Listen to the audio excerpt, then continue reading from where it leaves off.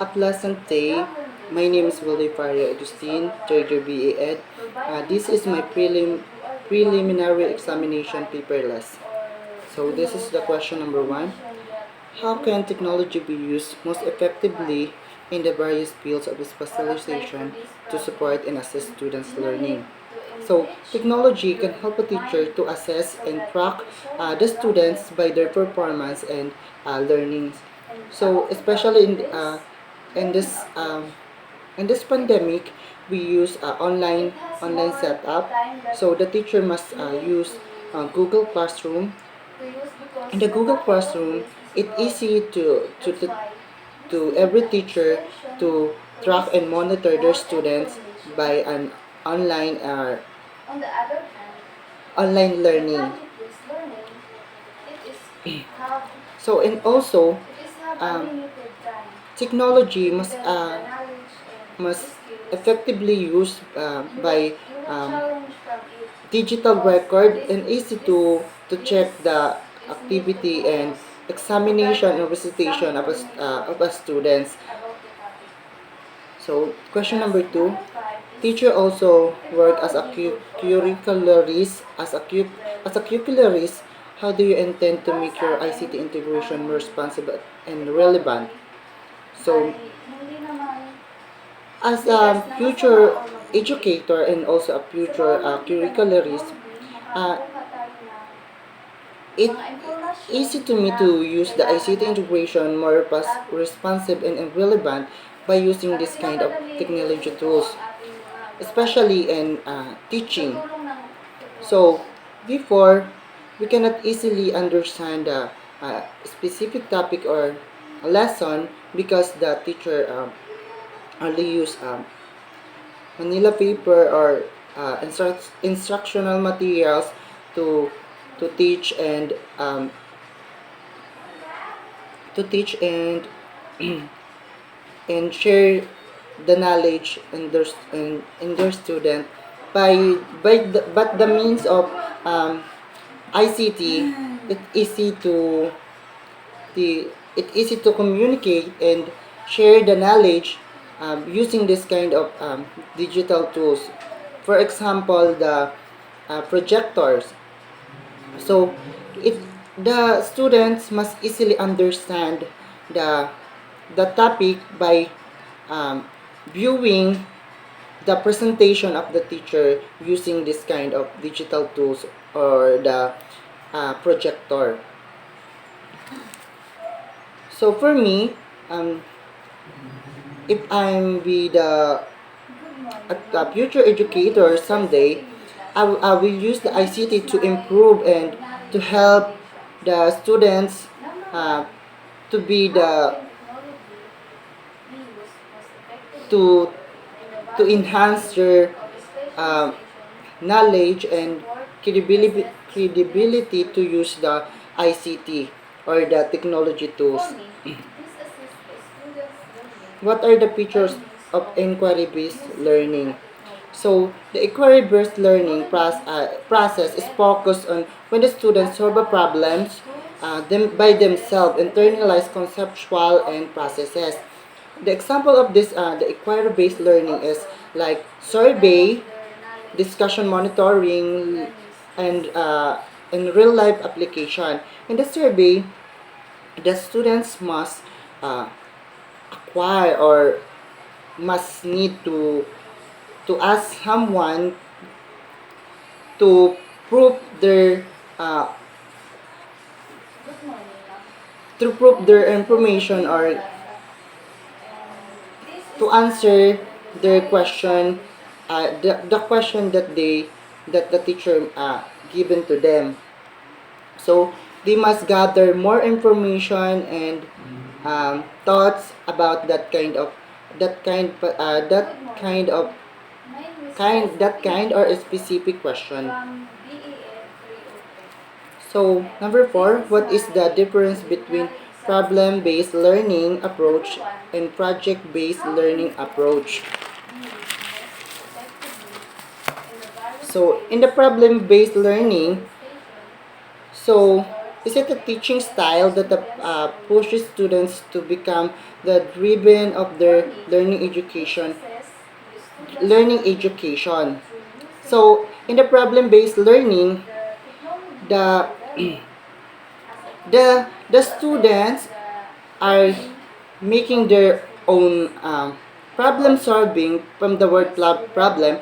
They are making their topic, question, and also they are the one who need to answer that specific question that they make.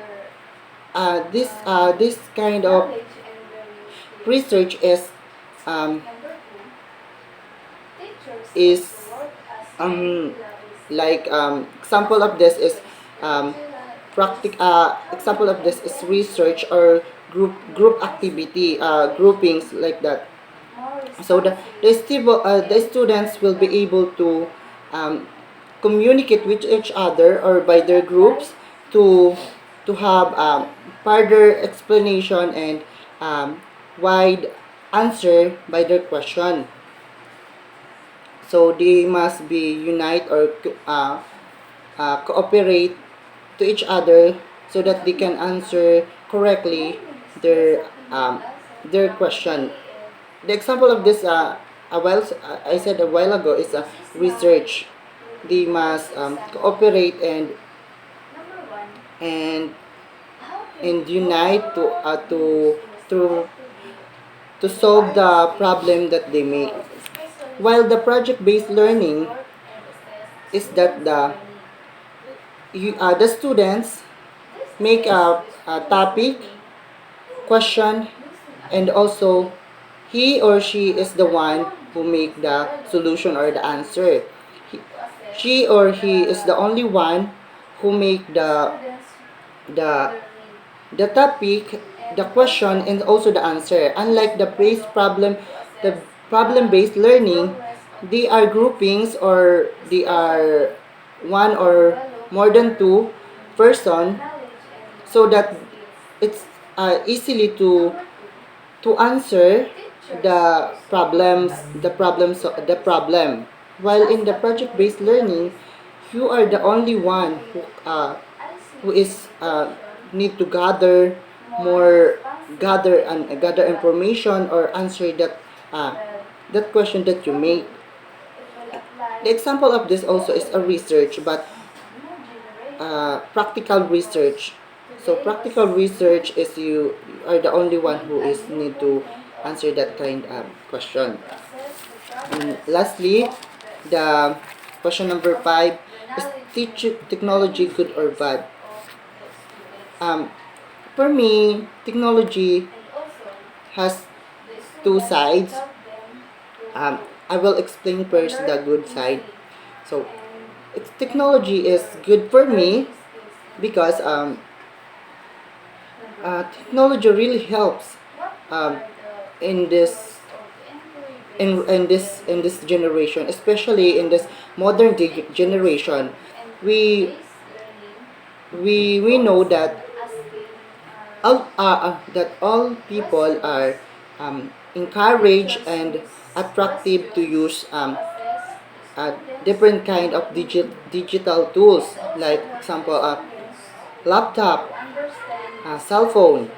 By using this kind of digital tools, it can the people can easily access or communicate to their loved ones. Like, for example, they have long distance relatives like in Canada and Philippines, so they can greet and meet by virtual their relatives and asking how they are. While the bad effect of technology is the addiction. So based on my observation from nowadays, um, the the the teenager are being addicted by mobile legend, by what we call that online gaming. So the example of this is the mobile legend. Based on my observation, the I would like give example, one of my constituent in Barangay Sinangatan, Mr. Christian Generalo, I observed that he is being addicted um, by gaming online, games like Mobile Legend. He he sleep he been playing start 3 a.m. in the morning until I think 10 o'clock in the evening. So the the the is- the education or the time that he must spend by in his family is only his spend in what you call that, online gaming or the Mobile Legends. So uh, that is the bad effect of technology. So if we use technology, we must be educate and responsible by using different kind of technology tools. And also technology used for cybercrime, like it can use by killing or cybercrime, different kind of crime. So technology is good and also a bad. That's all and thank you, ma'am.